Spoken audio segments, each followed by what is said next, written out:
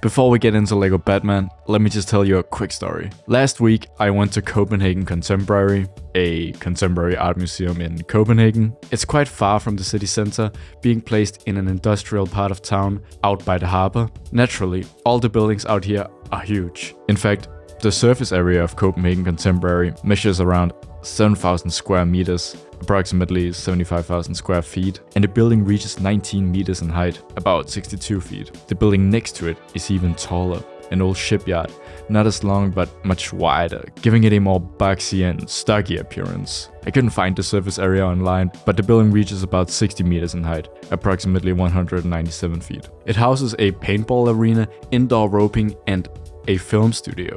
Although you wouldn't be able to tell from the outside. Before I looked this up, I have no idea. It's a bit unnerving, mysterious, but I mean, come on, these aren't not the tallest buildings in the world.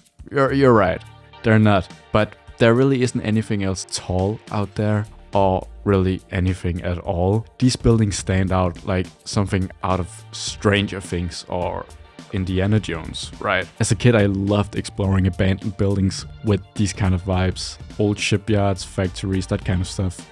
These huge buildings. Me and my friends even explored a factory still in operation once, and we got caught. But it was pretty thrilling, right? It's like being on a film set. In the daytime, it has a dreamlike quality. In the nighttime, or when it's raining, it's ominous. And every time I go, the size of these buildings, especially the taller one, leaves me in awe.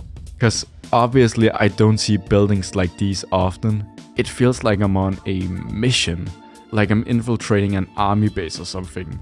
But what's weird is that I feel safe out here and happy. Why does that feeling spring up? How is that possible? A place designed for pure efficiency like a shipyard is not meant to evoke comfort. So how is it possible I feel this way? If you notice the title, thumbnail, and the footage in the background, there you have the answer. Or at least, that's what I think. I played LEGO Batman before I can remember. Literally, I owned this game before my earliest memories. It's nostalgia. That's why I feel this way. That's why these places make me feel this way. I have a connection to places like these, because there aren't really any other besides this one available to the public. So I only see buildings like these every once in a while when I go to this museum. My dad went fishing a lot when I was a kid. When I went with him, we would drive by the harbor, and I remember I didn't like it. The harbor felt creepy, it smelled bad, but now I like not just that harbor, but harbors in general. There's a harbor level in this game. LEGO Batman is the first thing I remember being nostalgic for.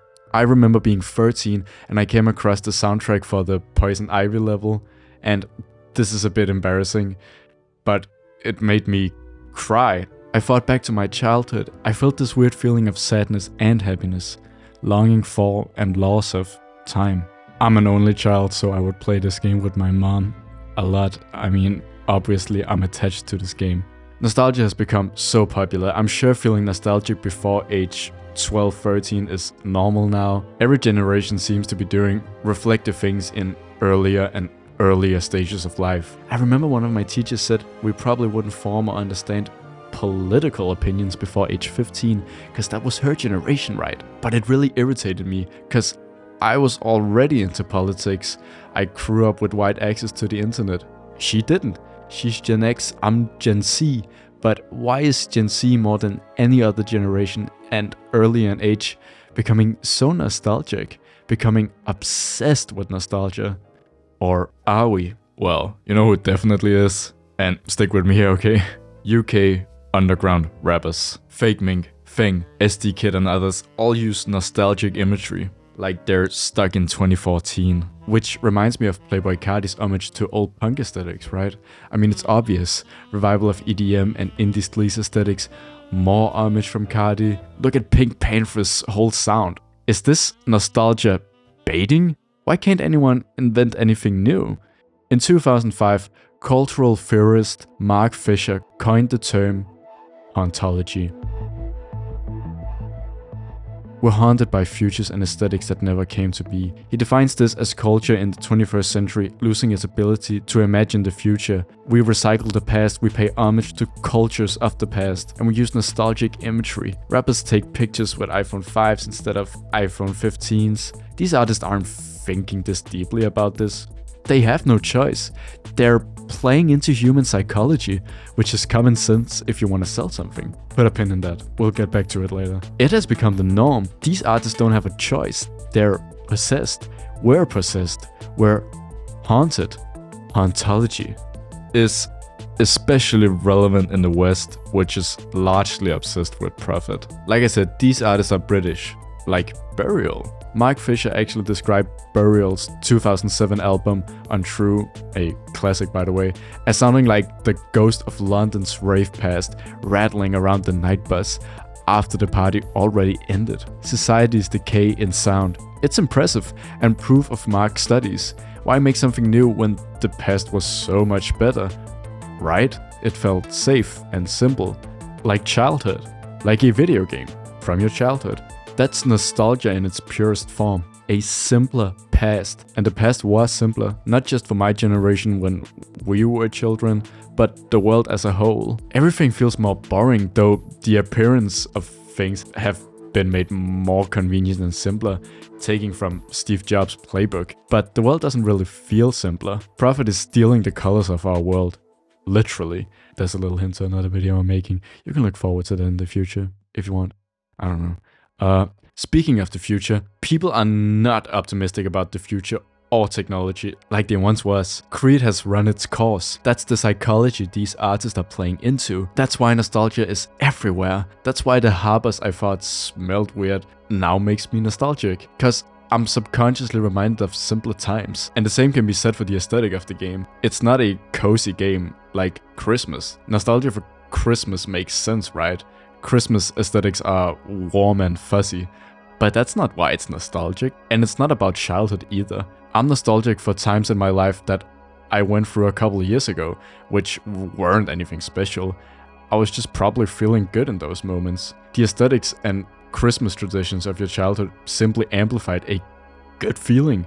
I remember playing Lego Indiana Jones 2 a lot during one Christmas when I was a kid. That game has nothing to do with Christmas, but it reminds me of Christmas, the same way some movies are Christmas traditions for some people, despite the lack of Christmas within them, right? Lego Indiana Jones 2 is actually consistently ranked as one of, if not the worst Lego game ever, but I associate good times with it, not just being a kid and liking pretty much anything, though I'm sure that helped. No, it's the excitement around Christmas. Christmas has an allure to it when you're a child, a mystique. Some old dude from the North Pole magically delivers presents all over the world.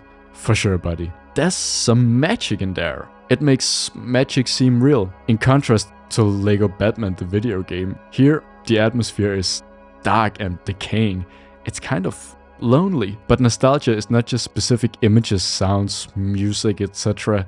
It's more about feeling. If there's a shared atmosphere, nostalgia for two things can become weirdly entwined, like Christmas and Indiana Jones 2. Looking back, I've actually thought about that concept a lot since I was a kid. I should coin that term. There doesn't seem to be one. But all that is just to tell you, it's more so about the association of how the game would make you feel. It's basic human psychology now turned to a drug like everything else by elites. And everyone else is forced to play by the same rules, even if it doesn't benefit them as much. In these times, people can't move out or afford basic necessities. The rich are getting richer, the poor are getting poorer. That's why the past feels so good, like a drug. It seems greed has won. For now at least.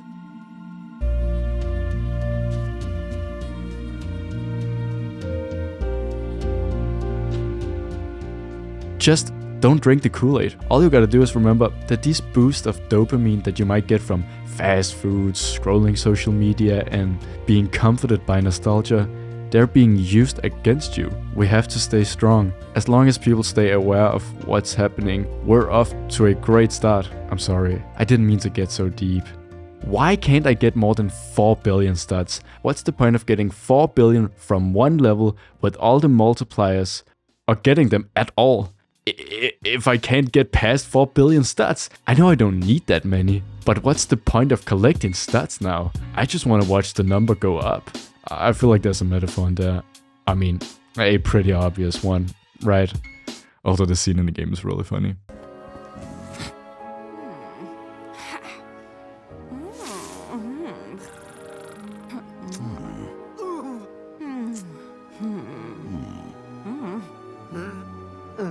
And with that being said, thank you for watching.